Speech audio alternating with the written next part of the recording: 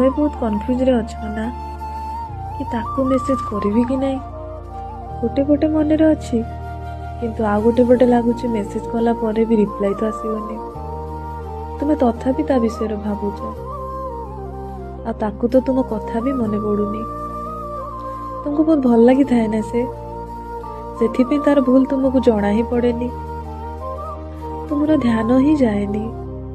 तुम्हें ना ताको मुंडरे बसैकी रखीच कि ताकू छाड़िले दुनिया रे किछि भी नाही। कहीं एते भी बिजी न थाए बुझ कि गोटे सेकेंड भी बाहर करि परिबनी से तुम पई। से खास नुह तुम्हें खास अछ जे ताकू खास बनईच तो तुम्हें तुम भैल्यू को बंचे की रख ना। एठी तुम्हें ही भूल करि थाओ। केबे ताकू भी चांस दियो तुमको मने पकाइबा पई। आगो मेसेज काहे की कर देई थाओ तुम्हें। थरे भाबो जदि से तुमको प्रकृत रे भल पाउची ना से